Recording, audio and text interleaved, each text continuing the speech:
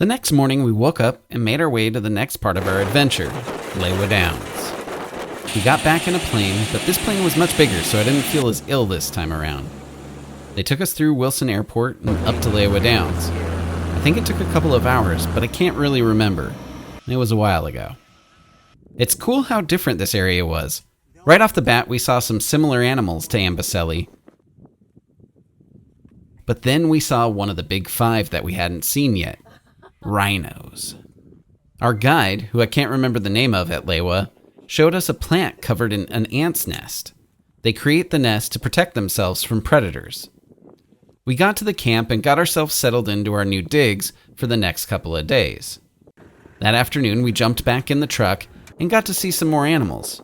That seems to be the trend of this trip. Our guide got word of a cheetah and he rushed us to the location. The cheetah was calling for its sibling, but didn't find them while we were sitting there. And then we got to see rhinos grazing on grass, and antelopes as well. Then we saw some more baboons being territorial. Keta was quite concerned about the safety of the baboon at the bottom end of the branch. He was fine. Then we got up close and personal with the lioness. I didn't get it in the footage, but it came up really close to the truck. I wasn't scared, but I think someone else in the truck was. Glad she wasn't hungry, because I'm pretty sure she would have eaten us all. On our way back, our guide got another call. They had found a lioness and 2 cubs. We watched them for a while and headed back to camp to get some rest. We started the morning off seeing a cheetah on the prowl, in search of food and her brothers. She marked her territory just to let them know where she was. We came across a rhinoceros just chilling and grazing away. He didn't seem all that interested in us. This one was very scared of us, though. And this one was with its baby.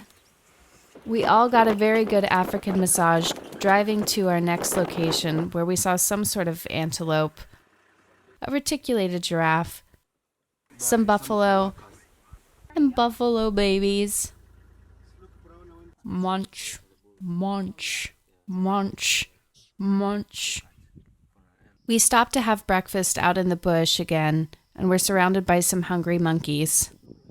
I've decided crested cranes have the best hair on safari. We saw a bunch more zebra, and then a full-on zebra fight. Rambunctious teenagers.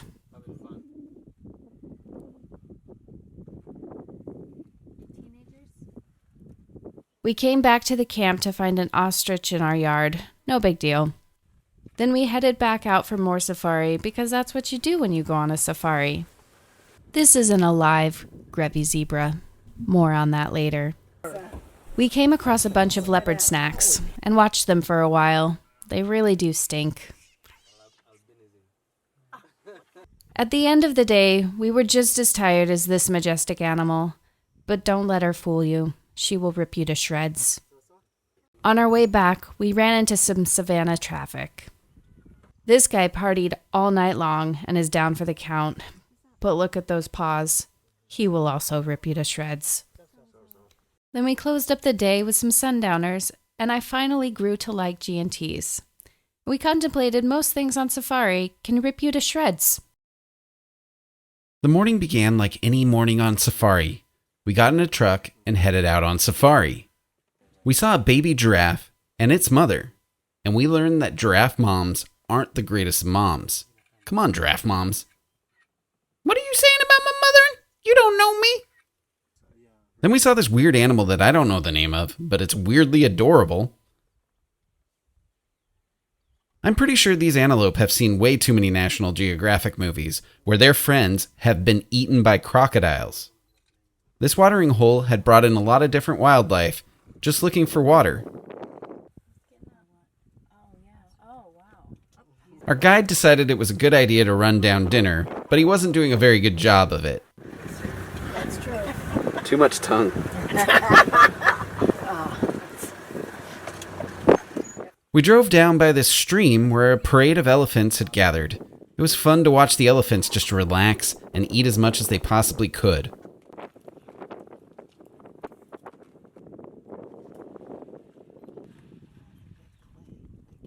Later in the day, we went out for a drive and saw a wide plethora of things that we'd already seen.